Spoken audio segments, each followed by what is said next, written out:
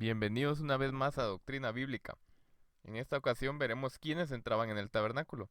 Para darle continuidad y empezar a estudiar el diseño del tabernáculo, hemos visto los muebles del tabernáculo y hemos visto qué representa cada mueble, es decir, una experiencia en nuestra relación personal con el Señor Jesucristo, en donde estas formas cobran sentido y nos dan a entender principios que Dios ha escondido en la palabra, que Dios ha escondido en cada uno de sus libros, que son perfectamente trazados y diseñados para que nosotros tengamos una revelación de quién es Él, de su estatura, de su propósito para con la humanidad y de su gloriosa divinidad. También hemos visto cómo existe una conexión estrecha entre el Antiguo y el Nuevo Testamento, en donde Dios une cada libro y no fue escrito al azar, no fue seleccionado al azar. El 66 libros no es un número que simplemente se dio por coincidencia o por errores humanos que ocurrieron a través de la historia. Simplemente es el plan de Dios para revelar 66 libros que alumbran y que revelan la verdad y están entrelazados perfectamente, demostrando quién es el Señor Jesús. Entonces ahora veremos quiénes entraban en el tabernáculo. ¿Por qué esto es importante? Porque en todo lo que hemos visto que cada cosa que es una sombra, una figura, un diagrama, una representación, un esquema, nos da principios y nos enseña algo, algo que Dios ha escondido y que eso nos ayuda en nuestro crecimiento espiritual y nos habla atrás de la letra, a través de la letra, no lo que estamos leyendo como un libro de historia, sino más bien como una palabra inspirada y divinamente hecha por el Señor Jesucristo. Entonces empecemos con este tema y veamos cuál era el propósito de Dios para Israel. La palabra de Dios en Éxodo 19, 5, 6 dice: Ahora pues, si diereis oído a mi voz y guardareis mi pacto, vosotros seréis mi especial tesoro sobre todos los pueblos, porque mía es toda la tierra. Y vosotros me seréis un reino de sacerdotes y gente santa. Estas son las palabras que dirás a los hijos de Israel.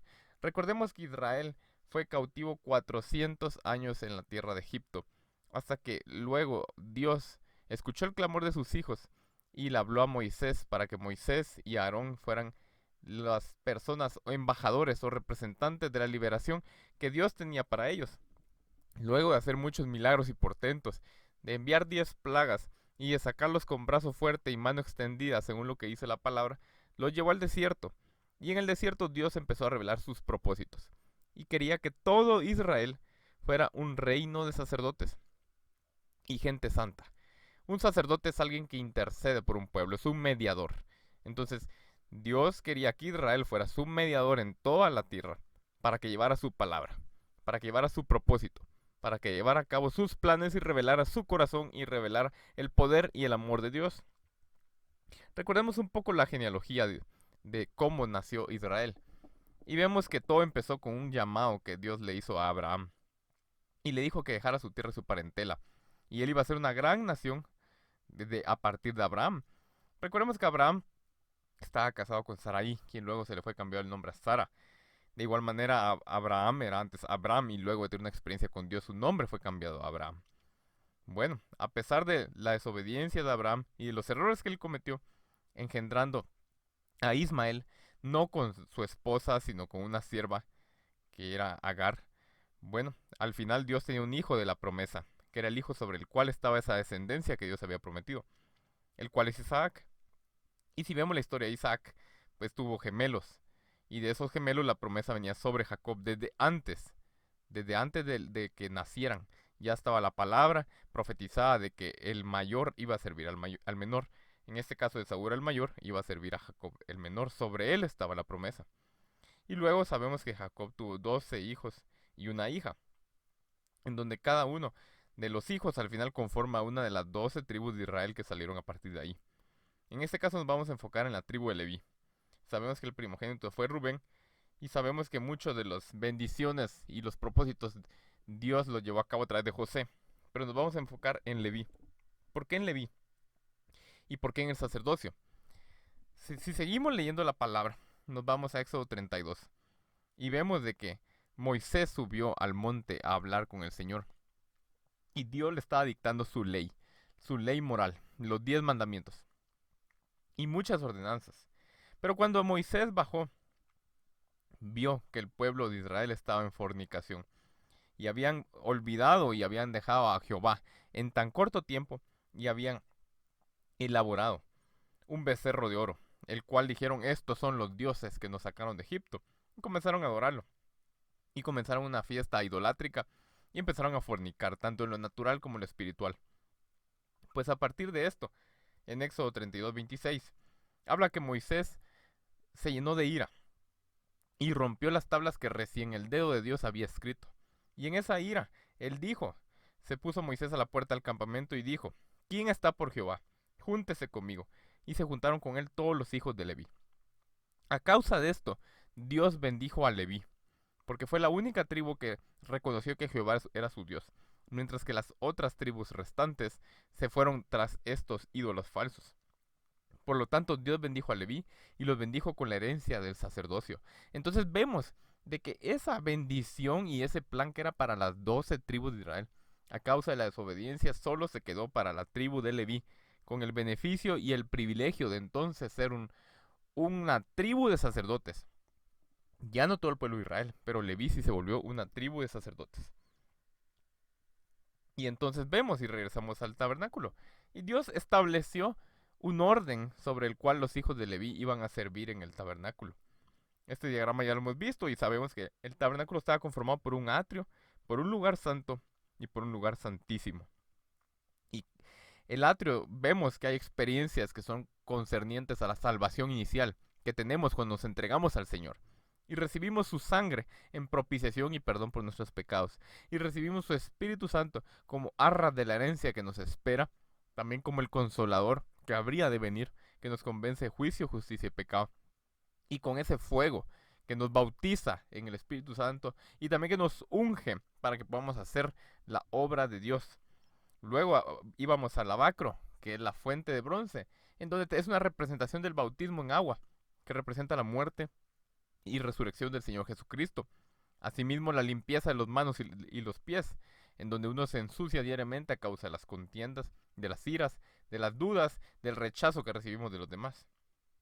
Y luego entramos al lugar santo, en donde estaba el altar de oración o el altar del incienso, que representa propiamente la oración, con un incienso que se levantaba que representa el nombre del Señor Jesucristo. Y si vemos el lugar santo, ya todo era de oro, mientras que en el atrio todo era de bronce, aquí era de oro, mientras que el oro representa esa divinidad del Señor Jesús. Vemos también un candelero que tiene 66 adornos, 22 manzanas, flores y almendros, los cuales representan los 66 libros de la palabra. Y también una mesa de panes, con 12 panes, que representan los 12 nombres gubernamentales que el Señor Jesucristo le reveló a Moisés. Luego llegamos al lugar santísimo, y es aquí donde vemos el arca del pacto, en donde habían 3 elementos que demostraban la debilidad humana. Estaba la vara de Aarón que reverdeció en medio de la rebelión de Coré en contra del Señor. Estaba una urna de maná que representaba la ingratitud del pueblo de Israel cuando rechazó la comida que Dios le había enviado. Y estaban las tablas rotas de la ley, que las que comenté, de que Moisés rompió al ver en ira, al ver y llenarse de ira y al ver el pueblo de Israel fornicar. Pero ¿quién lo mandó a romper algo que los dedos de Dios habían escrito?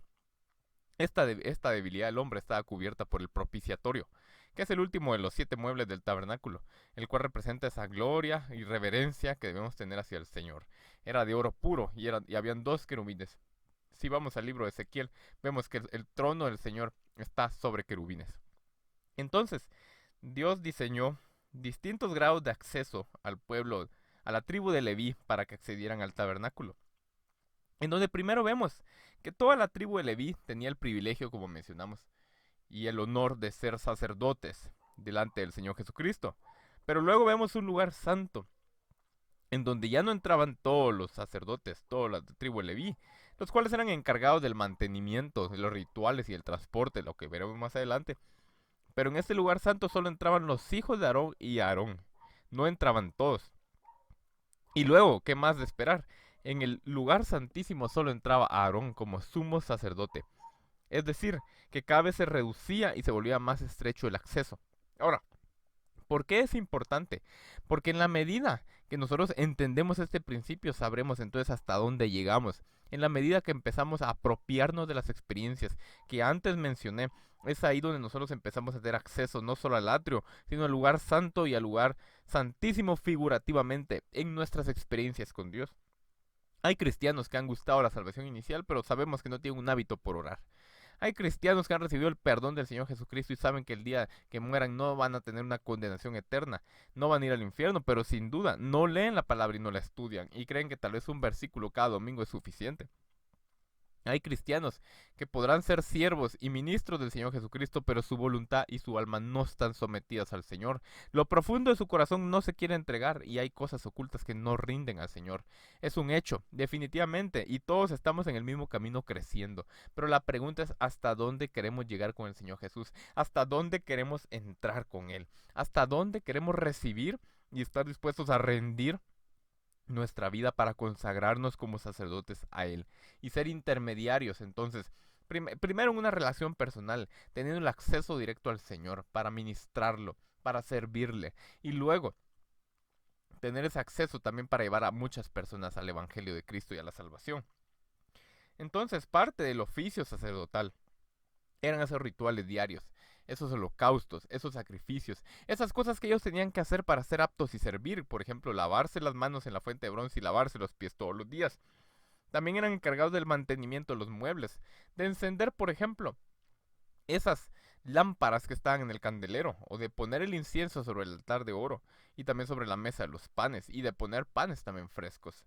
También eran encargados del transporte para ponerlo y quitarlo y llevarlo según la nube y la columna de fuego los guiasen, que era el Señor mismo. Y por ende también de las actividades de recaudar ofrendas, de realizar los holocaustos delante del pueblo y también de hacer los sacrificios, y muchas cosas más. ¿Qué demuestra esto? ¿Qué principios espirituales tenemos? De que esa misma relación personal es precisamente lo que a diario deberíamos hacer con el Señor. A diario de llegar con Él y pedirle perdón por lo que hemos hecho, de pensamiento, de obra, de cosas que hemos hecho o de cosas que dejamos de hacer y eran buenas.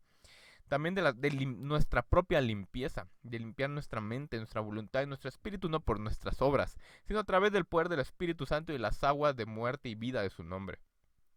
También en nuestro oficio sacerdotal, el tener un conocimiento de la palabra para disfrutarla, para entenderla, para profundizarla, para meterse en la palabra. Jesús mismo dijo, escudriñen la escritura, porque os parece que ahí hay vida eterna. Hay muchos cristianos que piensan que no es necesario conocer los misterios. Pero entonces, ¿para qué Dios los llevó? Para que los pongamos por obra y que nos den esa humildad que es muy contraria a nuestros pensamientos y a nuestras teorías y a nuestros paradigmas. Ahí encontramos pura humildad. Por otro lado, la mesa de los panes. Hemos hablado que representa ese desarrollo moral, ese sustento, esa fuerza que nos da la palabra de Dios y nos da la capacidad para ponerla por obra. Dígame si en su mente carnal hay fuerza para hacer el bien, seguro que no. Pero cuando empezamos a recibir ese pan, cuando empezamos a recibir esa voluntad, se empieza a endurecer nuestra voluntad para hacer el bien y no el mal. ¿Y qué vamos a hablar del lugar santísimo si es cuando nosotros entregamos nuestra voluntad? No es lo mismo ser un cristiano que va a la iglesia o que se congrega. No es lo mismo ser alguien que sirve en cualquier ministerio a ser una persona que indistintamente si sirve o no sirve, pero tiene su corazón entregado. Y no es lo mismo ser una persona que puede ser un siervo, pero en su mente hay pensamientos impuros, hay pensamientos de odio, hay pensamientos de contienda. Hay muchas cosas que se revelan en contra de Dios. Y Dios lo sabe, pero solo está esperando que lo entreguemos. Entonces, este es el oficio sacerdotal. Esto es los distintos grados de sacerdocio que habían. Y nosotros escogemos hasta dónde llegar. Nosotros aspiremos y seamos sobrios para entender de que Dios lo que está queriendo es que tengamos un nivel de relación más íntima, pero depende de nosotros. Y esta figura del sacerdocio de Leví nos da a entender cómo hay muchos que a pesar de que son llamados no escogen seguir a Dios y ministrarlo. No importa ministrarlo delante de la gente, eso lo puede hacer cualquiera, y está bien si Dios nos lo manda a hacer. Pero ¿qué hay de ese servicio íntimo en nuestra relación personal con Él? En donde la única ministración que le vamos a dar es el amor de nuestra adoración, alabanza, de nuestras oraciones, de simplemente pasar tiempo con Él. No cualquiera quiere hacerlo, por el simple hecho de hacerlo y estar con Él, sin esperar un beneficio a cambio. Eso es una relación personal y de eso se trata el sacerdocio, de entender que es un asunto entre Dios y yo, entre el Señor Jesucristo y yo. Seguiremos examinando el tabernáculo y seguiremos entendiendo por qué es tan importante entenderlo y cómo esto da vida a nuestra relación con el Señor Jesucristo. Gracias, Señor Jesús, porque tu palabra nunca falla.